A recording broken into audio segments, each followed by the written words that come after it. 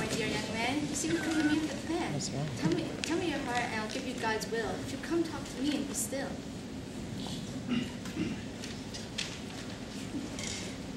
Oh, please, dear Friar, I ask of you, would you do me a favor, and you will be as if the Savior?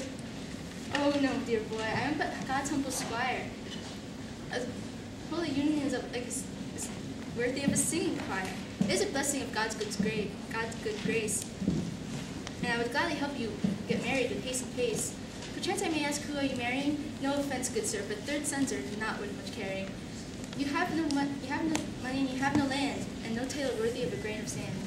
I am my lady to Scipio, and do not worry, for her knowledge of my wealth is rather blurry.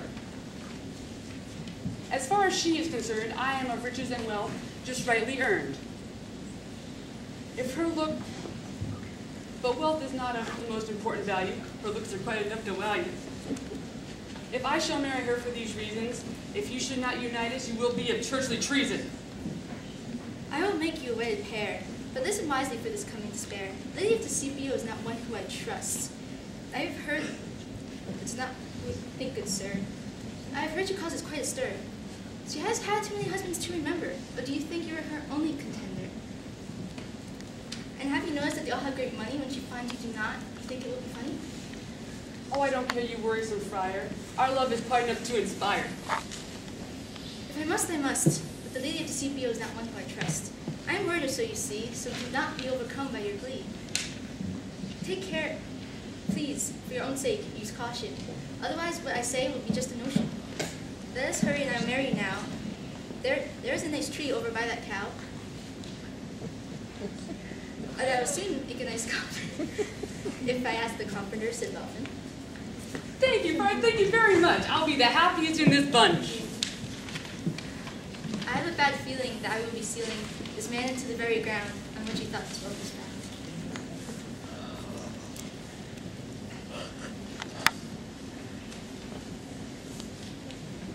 After the wedding.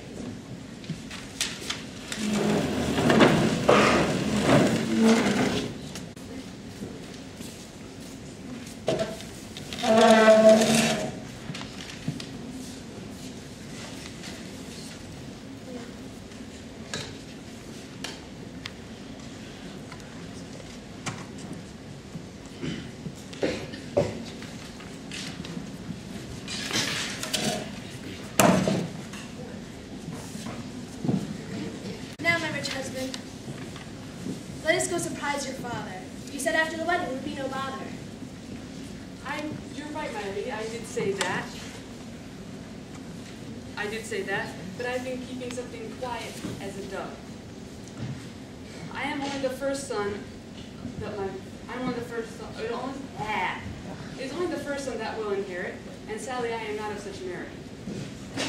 I am third son and will receive nothing. I hate to tell you, but before I was bluffing. I knew in marrying you I would earn a life of splendor. I knew you would not mind once I was your heart's defender. But now we shall be happy on our wedding night. We will not start a fight. Oh, my dear husband, I understand why. And we shall be happy until one of us dies. After such a confession, you look so parched. I will get you a drink on this lovely day of March. Stay here while I get you some ale. Really, you look quite pale.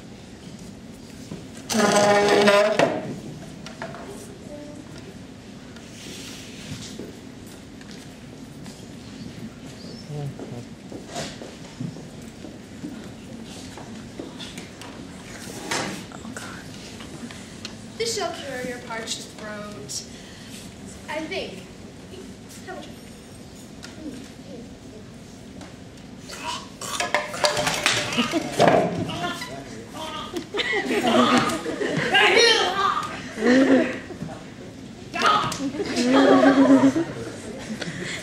To think that I married a third son and thought what a fortune I'd won. That just goes to show you that you can't trust a man's word. And you should always listen to what your girlfriends heard. I guess it's time to find lucky number 7. But Maybe I'll stop before I hit 11.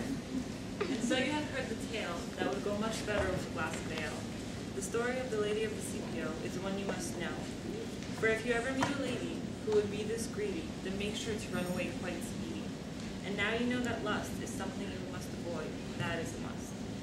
For I am the friar, and I must say life would be much better if we all lived in mindless blend.